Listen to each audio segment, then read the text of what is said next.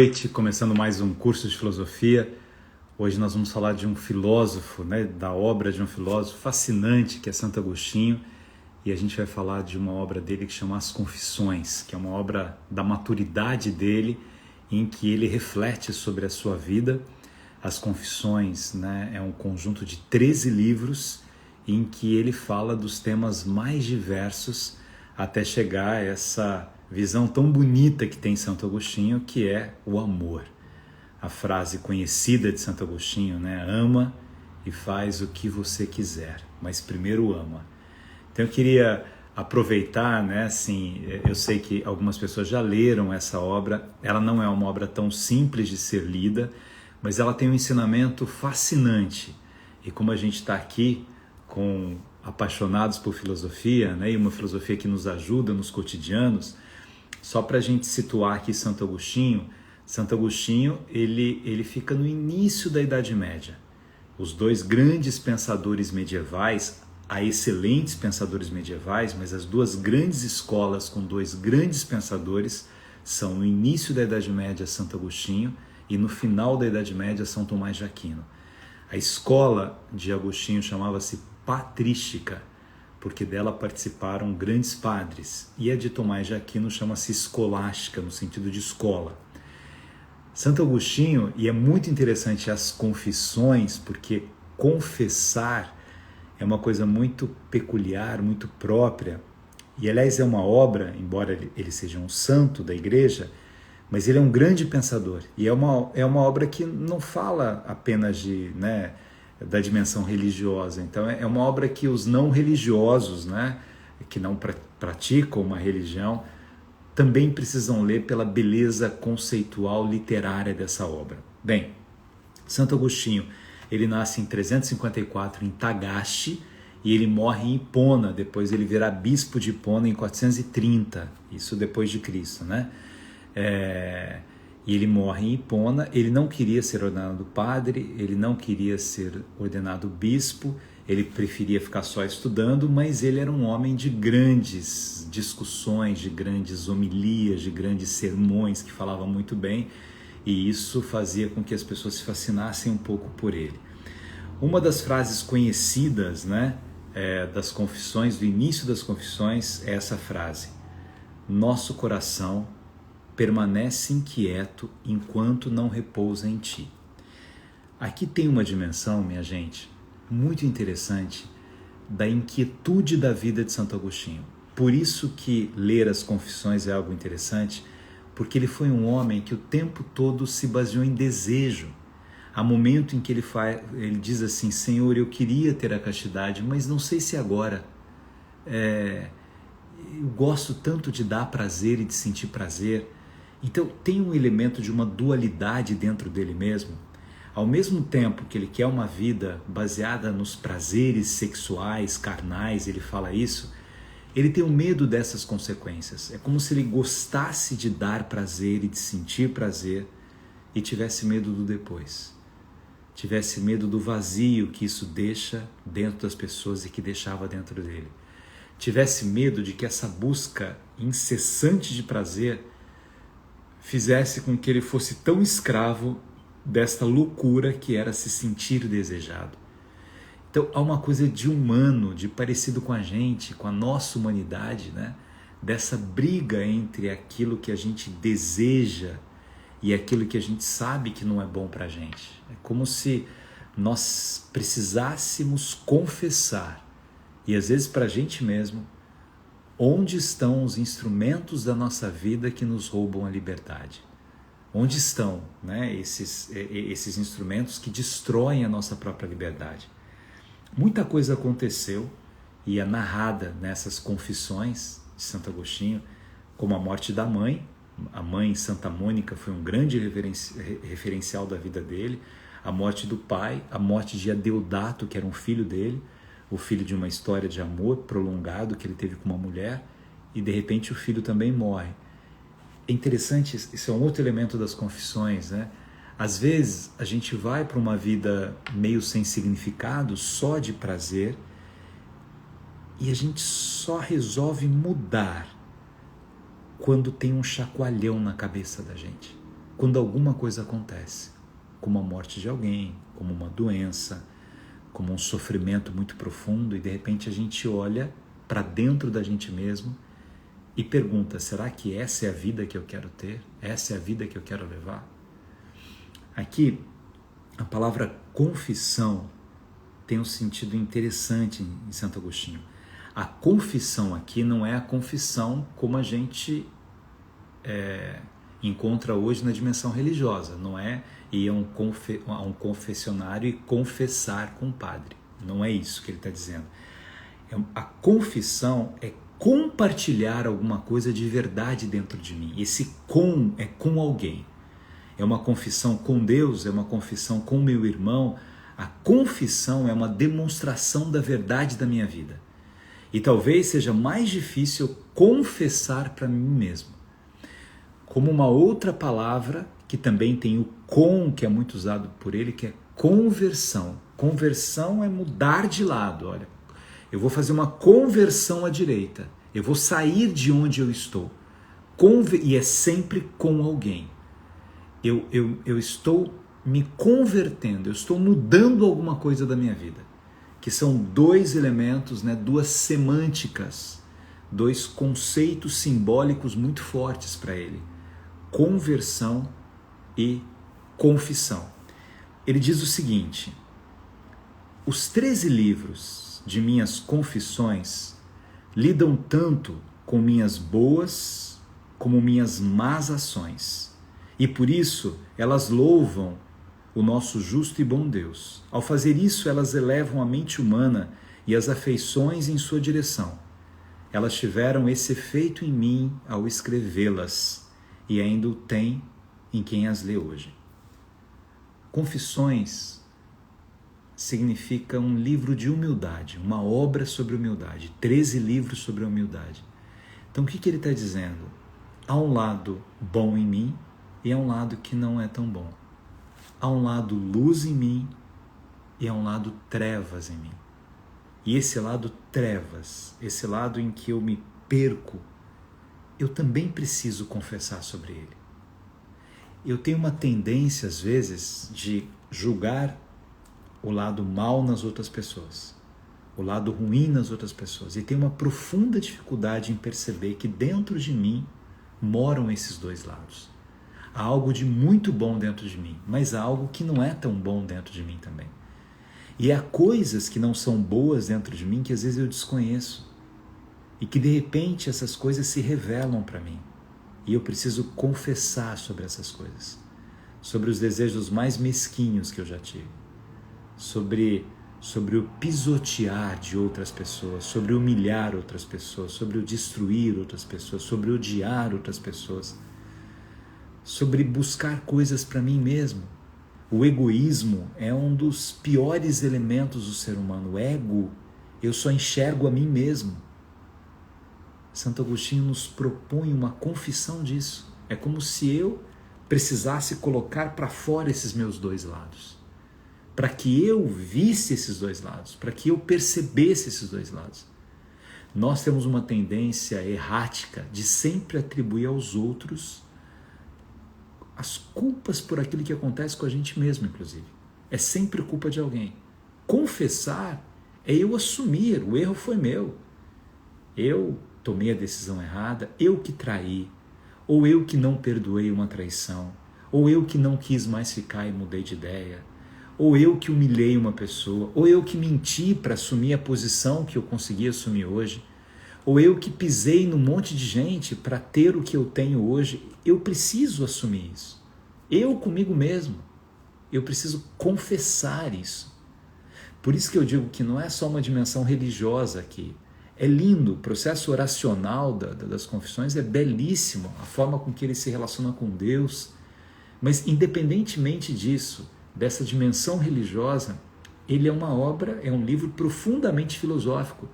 Porque é um contato que eu tenho que ter comigo mesmo e de repente eu me perco disso. Olha o que diz ele. Peguei alguns trechos aqui para a gente ir comentando, né? São 13 livros, como eu disse, né? Mas vós amareis a verdade e quem a pratica alcança a luz. quem também praticá-la, fazer a verdade, fazer acontecer a verdade, no meu coração, confessando minha voz e nos meus escritos a um grande número de testemunhas.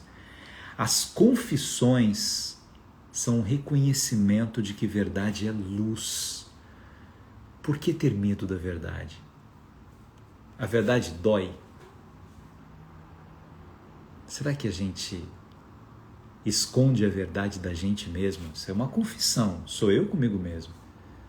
Às vezes eu conto histórias, né? E eu invento tantas coisas com relação à minha vida que depois eu não sei o que é verdade e o que é mentira. A minha carência é tão grande, a minha vontade de chamar atenção é tão grande. Na crônica que eu escrevi ontem, né? Na de ontem, eu contei a história de um menino que queria cantar num coral de uma escola, né, criança, 6 anos, e o professor disse para ele que o problema dele não era cantar mal, mas era cantar mal e alto. E a maior parte das crônicas, elas não são pessoais, não são coisas que aconteceram na minha vida, mas essa é uma crônica que aconteceu na minha vida. Aconteceu comigo, e eu tinha falado para minha mãe, para o meu pai, tinha feito uma festa, porque eu vou cantar no coral do fim de ano da escola, uma alegria com aquilo, e eu vou. E o professor, talvez ele nem tenha pensado no que ele falou, não fez por mal, né? Mas ele colocou a mão aqui em mim, por isso eu faço a relação das mãos, né? E colocou a mão em mim e falou, o seu problema não é que você canta mal, você canta mal e alto. Não dá para você cantar nesse coral. E com essa dor, eu voltei para casa. E meu pai, que era um homem que cultivava gentilezas, que prestava atenção nas pessoas, ele percebeu isso, uma tristeza vindo, ele me chamou para a loja dele, meu pai tinha uma loja, e ele falou, filho, eu preciso da sua ajuda. Meu pai nunca insistia que a gente contasse algumas coisas da gente para ele, da nossa dor, a não ser que nós quiséssemos contar. Ele ia para um outro caminho, falava de outras coisas, tal. E aí eu fiquei um pouco com ele na loja, depois ele falou assim, vamos pegar umas verduras na horta, tinha uma horta no quintal de casa, a loja era ao lado de casa, e aí eu fui com ele. E ele me contando coisas, né, assim, meu pai era, meu Deus, que privilégio ter tido o pai que eu tive, né? E aí eu me lembro dessa cena, né, a gente subindo as escadas assim, ele pegando umas coisas, com a outra mão me ajudando, aí chega, super carinhoso com a minha mãe apaixonada por ele, né, os dois, um apaixonado pelo outro, e aí a gente senta e minha mãe fala, né, e aí filho, como é que foi lá a aula e o coral, né? E meu pai mudou de assunto. Eu não precisei falar nada. Por que eu estou dando esse exemplo? Porque nesse momento eu ia mentir para minha mãe. Criança, com medo, né? Você quer ser amado, você não quer envergonhar alguém que coloca confiança em você, ou, né, as projeções da sua inteligência, da sua arte, né? E eu não falei, aí eu acabei não falando nada, meu pai foi em outra coisa, tal. E eu lembro que eu não falei nada, eu fui dormir numa tristeza. E depois de alguns dias eu fui falar para o meu pai, falei, pai, lembra a história do coral que eu falei, não estou tocando mais porque eu canto mal e alto. Meu pai falou, mas que bobagem, quem é que canta bem? Nem sei. Que bom que você não vai cantar nesse coral, assim você tem tempo para me ajudar na horta. E mudou completamente de assunto, assim. E eu olhei ali, né, na bondade dele, eu vendo que meu pai me amava, independentemente da minha voz, se eu era afinado ou se era desafinado, era amor de pai. Mas o que Santo Agostinho traz aqui dessa verdade à luz é que muitas vezes na vida nós mentimos não por mal, a gente mente por carência, a gente mente para ser amado pelo outro, a gente mente porque acha que o outro vai ficar decepcionado. Como é que eu vou falar para o meu pai que eu tirei 5 numa prova, se o meu irmão tirou 10? Como é que eu digo isso? Aí eu minto para não decepcionar o meu pai. E de repente, se eu percebesse que meu pai ama as minhas imperfeições, eu não precisaria fazer isso. E aí eu tenho que mentir para os meus colegas e lá, nossa, ganhei um aumento de não sei o quê, e conto uma história e começo a viver mentindo. O que Santo Agostinho está dizendo é o seguinte, verdade é luz. Verdade é luz. Por que eu deixo de lado a luz e me complico em sombras que eu não sei de onde vêm? E aí eu impeço dessa verdade iluminar dentro de mim e de eu conseguir iluminar as outras pessoas, porque é verdade aquilo que eu estou dizendo. É verdade, é algo que sai dentro de mim. Mas há coisas, aqui é bonito dele dizer também, ele diz o seguinte: confessarei, pois, o que sei de mim, e confessarei também o que de mim ignoro. Porque há coisas aqui que não é uma questão de verdade ou mentira, eu ignoro. Eu ignoro se eu tenho força ou não. Eu ignoro. Eu lembro que quando eu pensava em perder minha mãe, eu dizia assim: eu não vou aguentar isso, eu não vou aguentar. E eu aguentei. Eu ignoro a força que há dentro de mim. Quando meu irmão, morreu de acidente de carro, que eu estava com ele, que eu tinha 21 anos, enfim, ele tinha 21, eu tinha 15 anos, e abriu a cabeça dele no acidente, eu tentando fechar os meus 2 braços, quebrados, eu não conseguia. De onde veio a força daquele momento? Eu ignorava a força que eu tinha.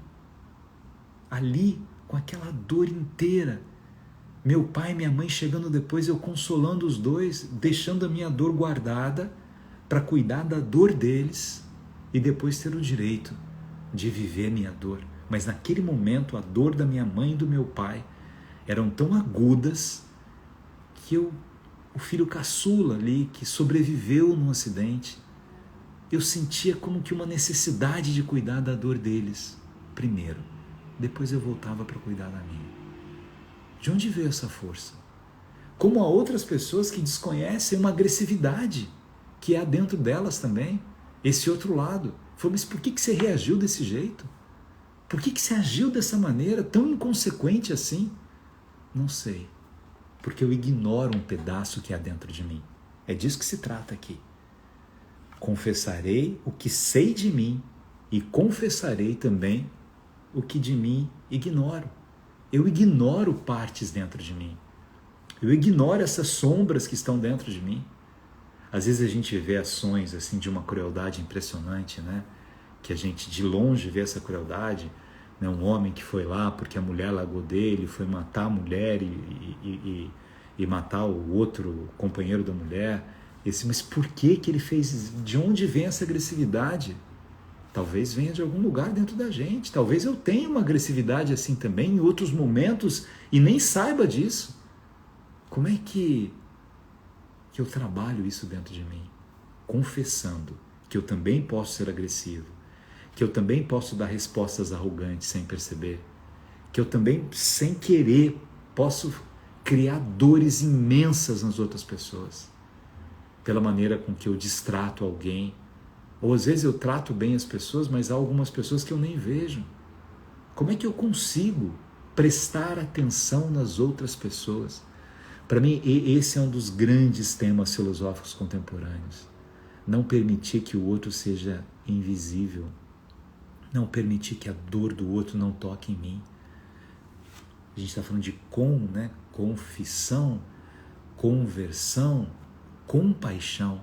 Compaixão é compartilhar a dor de alguém, compartilhar o sofrimento de alguém, compartilhar a tristeza de alguém. Porém, eu me apartava de mim, outra frase dele, e sem nem querer me encontrava a mim mesmo, muito menos a vós. Quantas vezes eu não encontro a mim mesmo? Quantas vezes eu percebo que eu fugi? Não sou eu ali naquele momento. O que está acontecendo comigo? Por que eu estou assim? Onde eu fui parar que eu não estou aqui comigo? Por que eu não consigo peneirar as coisas que estão dentro de mim e refletir em quem eu sou? É muito interessante, nessa visão de Santo Agostinho, que por isso confissão é uma confissão de que há em mim amor e há em mim ausência de amor. Eu estou dando exemplo do bem e do mal, mas na visão de Santo Agostinho, o mal ontológico como essência não existe. O mal é a ausência. Na verdade, a grande essência humana, nós que somos imagem e semelhança de Deus, é o bem. Quando eu realizo uma ausência, eu realizo isso que a gente dá o nome de mal. Mas o mal ontológico, essencial, na visão dele, não existe. Eu só pratico aquilo que as pessoas chamam de mal por ignorância, por ignorar o bem, por não cultivar o bem, por não caminhar em direção ao bem. Eu queria aqui só para vocês, né? A gente não vai falar sobre os 13 livros das confissões, mas para vocês saberem mais ou menos como é que é a divisão desses livros, né? No primeiro livro, começa com uma longa prece e ele fala sobre a sua infância e fala sobre o prazer de conhecer as primeiras palavras. É muito bonito a maneira com que ele fala da linguagem. Daqui a pouco eu falo um pouco mais sobre a linguagem, mas esse prazer da infância de conhecendo as palavras, o prazer das primeiras leituras. Ele era fascinado pela literatura grega, né? O que ele tinha à disposição ali, ele conhecia. No livro 2, ele fala sobre a adolescência e começa a dizer sobre desejos estranhos em que eu faço coisas para agradar o grupo. Por exemplo, ele fala sobre o roubo de peras. Ele e um bando de amigos adolescentes furtando, na verdade. Ele está escrito roubo, mas furto de peras. Por que eu faço coisas para agradar outras pessoas e coisas que de repente não são tão boas, né? No livro 3, ele fala sobre a sua obsessão por sexo. De onde é que nasce essa necessidade que havia dentro dele de seduzir as pessoas. Ele precisava seduzir as pessoas. E aqui começa uma coisa que muito mais tarde, né, Freud vai tratar, Lacan, sobre o desejo como uma carência profunda que eu tenho. Como eu não consigo trabalhar os meus afetos, eu preciso projetar no outro e preciso seduzir o outro o tempo todo. É comum a gente falar assim, nossa, mas fulano, né, tem namorada, ou está casado, está bem, por que ele tem que seduzir outras pessoas? Por carência, diz ele. O desejo de ser amado. Como eu não consigo compreender um amor dentro de mim mesmo, como eu não consigo amar a mim mesmo, aí vem essa visão evangélica, né? Amar a Deus sobre todas as coisas e amar ao próximo como a você mesmo. Eu preciso me amar. Como eu não consigo compreender esse amor dentro de mim mesmo, eu saio em busca de amores. O tempo todo eu preciso de um amor. Mas na verdade eu não sei nem o que é amor. Eu estou me alimentando de desejos, de seduções para que outras pessoas prestem atenção em mim. Que outras pessoas me queiram. Isso é o livro 3 dele. No livro 4, ele também fala sobre os prazeres e aqui ele começa uma crítica ao maniqueísmo. O maniqueísmo era uma corrente filosófica, havia muitos religiosos que faziam parte dessa corrente filosófica que colocava o bem e o mal em polos opostos, quase que com o mesmo poder, né? Deus Altíssimo de um lado, Belial do outro lado. Mas havia uma coisa que o incomodava no maniqueísmo, que eram os discursos fascinantes que eles tinham, que era um desenvolvimento de uma retórica sem verdade. Era só você ganhar um debate. E ele era um grande retor, ele falava muito bem. Ele aprendeu muito a desenvolver isso com os maniqueístas também. E aqui ele começa a criticar isso, né? E aí no livro 5, ele começa a falar do início da conversão dele e o fascínio que ele tinha por Santo Ambrósio, pelo Ambrósio, que era bispo de Milão. E dizia assim, olha, é interessante que ele tem essa verve de falar muito bem, que os maniqueístas também têm, só que ele tem um compromisso ético. Então, para Santo Ambrósio, não é só a eloquência, é a eloquência com a verdade, com uma coisa que ele chama de heurística, busca pela verdade. No livro 6, ele fala muito sobre o papel da sua mãe, Santa Mônica, na luta pela conversão dele. No livro 7, ele fala sobre a incorporeidade e a imutabilidade de Deus. Quem é esse Deus, né? O que é o que não é imutável? E aqui tem uma coisa, o que é imutável, tem uma coisa interessante, que ele vai retomar um pensamento aristotélico, dizendo que Deus é essa serenidade plena, não precisa de movimento. E nós vamos de movimento em movimento. Eu tenho uma coisa, eu quero uma outra coisa, eu tenho outra coisa, eu quero outra coisa. Nunca estou satisfeito. Eu queria tanto essa coisa, consegui, agora eu quero uma outra coisa. Eu queria tanto esse amor. E agora eu não valorizo o amor que eu tanto queria. E quero um outro amor, eu quero um outro desejo, eu quero... Então, a partir da imutabilidade divina, ele fala sobre essas mudanças enlouquecedoras dentro da gente mesmo. A partir da incorporeidade divina, ele fala do nosso corpo e dos riscos de transformar a nossa vida numa vida só carnal. desejo, desejo, desejo, desejo, sem tema, sem sonho. Preciso de aspiração, preciso de um tema para viver, diz ele. Bem, no livro 8, ele fala sobre a beleza da criança. É um livro muito bonito, em que uma criança, né, no Jardim de Milão, ele entrega, como se entregasse a Bíblia, né, não dá para entender se é um sonho, e essa criança diz para ele, toma e lê, toma e lê. Aliás, Santo Agostinho conta uma outra história para falar também daquilo que a gente não consegue entender.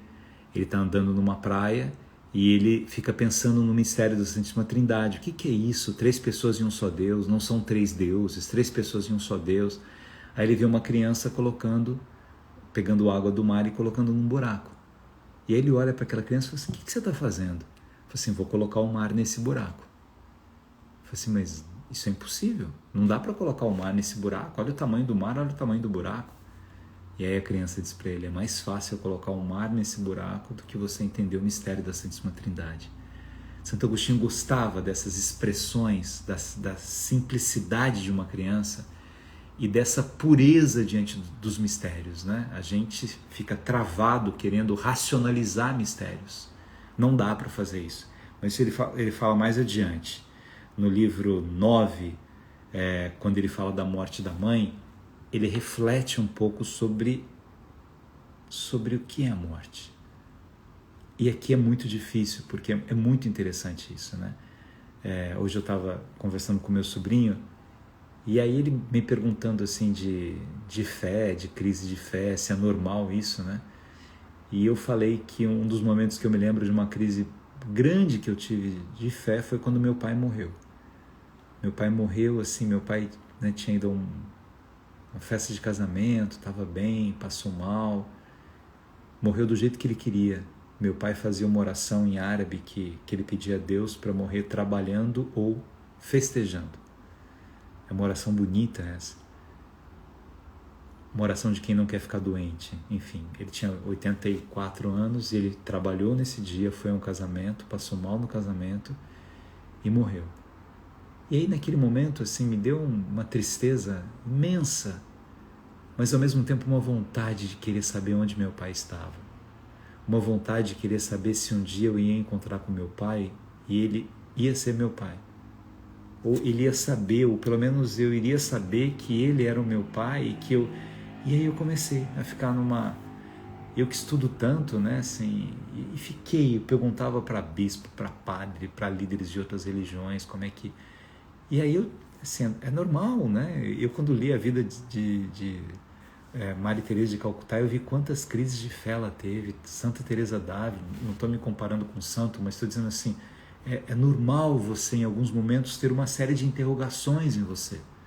Aí diz Santo Agostinho nesse livro 9, nesses momentos, tenta relembrar como é que você era criança. A confiança que tem uma criança. Se você confia em Deus, ponto. Não sei como é. Não sei como vai ser. Não sei se eu vou encontrar meu pai assim. Não sei como é. Não dá para saber. Mas eu confio. E aí é isso que ele trata no livro 9. No livro 10, que é o livro mais longo, ele fala sobre o funcionamento da memória. É um livro muito interessante, porque ele diz uma coisa, que a vida ela pode ser rearranjada durante um relato. E quando a gente rearranja a vida, se nós não tivermos um pacto com a verdade, a gente acaba não sabendo o que foi verdade ou não na nossa própria vida, pela narrativa que eu tenho da minha vida. E para ele é importante que você faça uma profunda reflexão sobre a sua vida, sobre a verdade da sua vida, não para você ficar brigando com o seu passado, com as suas mágoas, não, mas para que você saiba, conheça as cicatrizes que você tem. A minha alma é formada por essas cicatrizes e são elas que eu tenho. E eu não preciso mentir para mim mesmo. Eu não preciso contar uma história para mim. Eu preciso confessar para mim mesmo. A minha memória para isso. E ele fala sobre a beleza do conhecimento da memória. A memória que faz com que eu possa dizer isso do meu pai. Meu pai, né, eu não posso dar um beijo no meu pai, abraçar o meu pai, cozinhar para o meu pai. Eu cozinhava para o meu pai. Minha mãe ficava brava porque eu fazia umas coisas, tudo assim, misturava um monte de coisa, né? Ia de São Paulo para Cachoeira, e aí ele, que delícia o sanduíche que ele faz, que delícia esse arroz que ele faz. Eu falei, mas que delícia de arroz, a quantidade de queijo diferente que ele enfiou nesse... A minha mãe falando assim, né? Não dá mais para fazer isso para o meu pai. Mas eu tenho a memória do meu pai. Eu tenho a memória das mãos do meu pai. Eu tenho a memória dos olhos do meu pai. Do tom de voz do meu pai. Eu tenho a memória da minha mãe. Está dentro de mim isso. E estará sempre dentro de mim. Minha mãe está dentro de mim. Eu sonho com a minha mãe. Eu acordado, eu falo com a minha mãe. E eu sei que vocês vivem por isso também. A beleza da memória. Esse livro é um livro sobre a memória. Aí os 3 últimos livros, né, o 11, o 12 e o 13, são livros que ele fala menos da vida dele e mais sobre a Bíblia. E é belíssimo. As palavras da Sagrada Escritura bateram a porta do meu coração, ó Senhor. Ele começa a tentar aprender pela Sagrada Escritura. No 12, vede, Senhor, quantas e quantas coisas eu escrevi sobre tão poucos versículos. Cada versículo ele vai trabalhando isso e vendo a beleza que há nesses versículos. E no livro 13, ele reconhece esse Deus no interior da sua alma e a experiência da Trindade. E ele coloca 3 elementos da Trindade: o ser, o saber e o querer, que ele transforma em amar depois. O ser, a essência do ser. E nós somos a imagem e semelhança de Deus por isso, porque nós somos. Agora, ser é muito mais do que ter. O que eu tenho é circunstancial, é transitório, é passageiro. O que eu sou é fundamental. Só que se eu não confessar a mim mesmo quem eu sou, eu não vou saber quem eu sou. Ser, eu preciso ser, ontologicamente, quem eu, Gabriel, sou. Quais são os meus erros, quais são... Eu fico titubeante com o quê, eu tenho medo do quê, eu tenho áreas, né, cinzentas dentro de mim mesmo, e elas significam o quê, que receios eu tenho na vida, que ansiedades me frequentam. Eu preciso confessar para que eu conheça esse ser, quem eu sou, como é que eu cheguei até aqui, o que eu faço para agradar as outras pessoas por carência, e o que eu sou mesmo, quem eu sou. Ser. Depois, saber. E o saber, ele é constante, é como o processo de conversão. Eu não sou uma pessoa que me converto e depois está tudo certo. O processo de conversão é contínuo na visão dele. O tempo todo eu preciso olhar para mim mesmo e perceber isso. Então, saber disso, saber as minhas limitações, saber os meus receios, para chegar na plenitude, na parte mais bonita, que é o amar. É para isso que eu estou nessa vida. Aí vem uma frase linda de Santo Agostinho, né? Que diz: ama e faz o que você quiser, mas primeiro ama. Agora, amar é diferente de desejar. Você deseja uma maçã, você come a maçã, o pedaço que você quer, e joga o resto fora. Isso é um desejo, não é um amor. Você pode desejar uma pessoa e não amar uma pessoa. Amar é algo muito mais profundo. E quando você ama na plenitude desse amor, você não vai fazer mal a essa pessoa em hipótese nenhuma. Não combina isso. Não combina amar alguém, pisar em alguém, usar alguém, jogar alguém fora, destruir alguém. E olha que coisa profunda aqui, né? Tem tanta coisa nessa obra. Estou correndo um pouco para usar isso, né? Ele diz o seguinte, né? Nem a conversão, nem o batismo são um fim, mas o começo de um compromisso vitalício de melhoria em 3 naturezas. Nós temos 3 naturezas que nós precisamos trabalhar dentro de nós: a natureza emocional, a natureza intelectual e a natureza espiritual. Hoje a gente chama isso de inteligências. Então você precisa trabalhar com a sua dimensão intelectiva e a sua dimensão emocional. E também a espiritual. E aqui, como eu estava dizendo, que não é uma obra sobre religião, porque essa inteligência espiritual, essa natureza espiritual, ela independe da religião a qual você participa. É uma dimensão sua com o sagrado. A religião é um caminho que eu tenho, religare, para me religar com Deus, mas há muitos caminhos para isso, nas tantas religiões que existem ou na sua dimensão sua com o sagrado. Mas eu preciso trabalhar com esses três universos, com o universo emocional, o universo intelectual e o universo espiritual.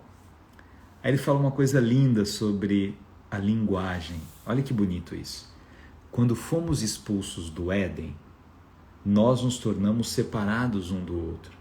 Ao mesmo tempo, a linguagem nos é dada como forma de nos unir novamente. Trata-se daquilo que podemos fazer de melhor para nos comunicar na vida. A linguagem é ponte.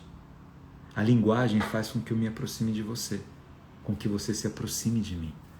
As palavras que eu escolho para falar para você, as palavras que você escolhe para falar para mim, tudo isso é um instrumento ponte de unidade, né?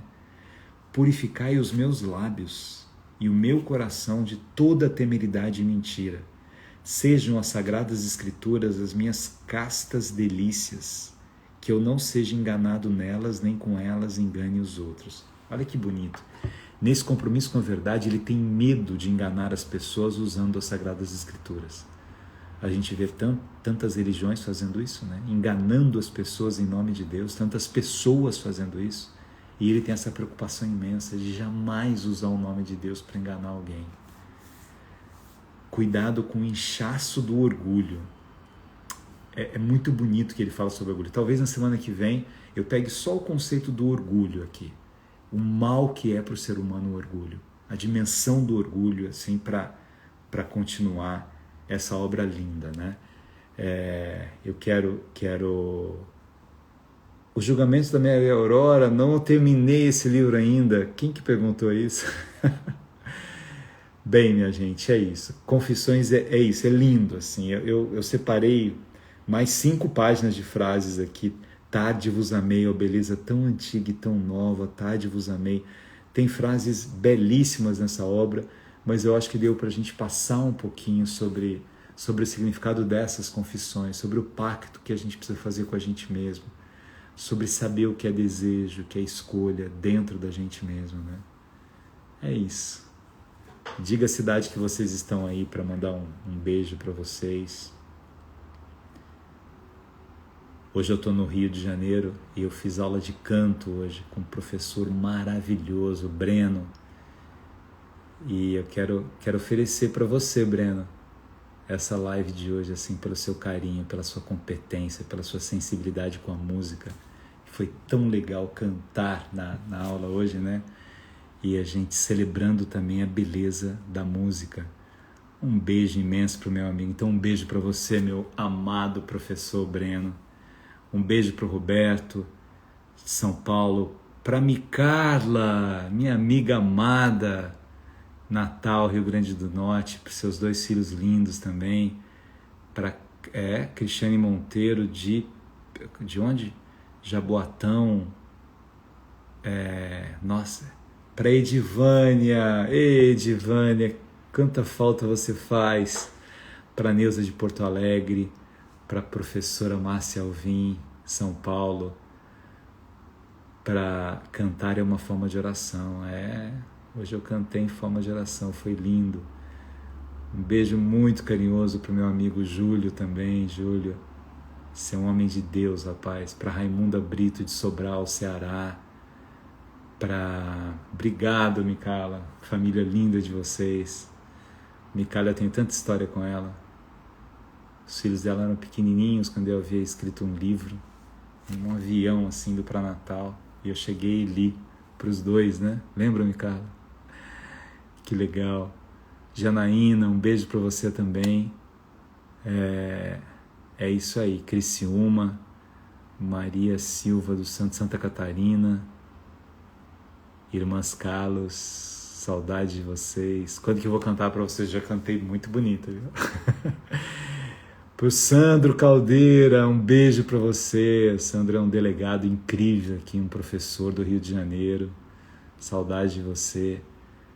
Pro Marcelo de Itabira, Minas Gerais. É isso aí, minha gente. Um beijo no coração de vocês. Eu acho que eu vou falar um pouco sobre essa história do orgulho na semana que vem com base em Santo Agostinho. Mas se tiverem Feira de Santana, coisa boa, Neuda. Se tiverem sugestões de tema, digam aí. Tijucas do Sul, Lelisa, Ipatinga, Minas Gerais, já tive aí também. São Gonçalo. Um beijo para vocês. Até semana que vem. Não esqueçam dessa frase de Santo Agostinho. Ama e faz o que você quiser, mas primeiro ama. Um beijo.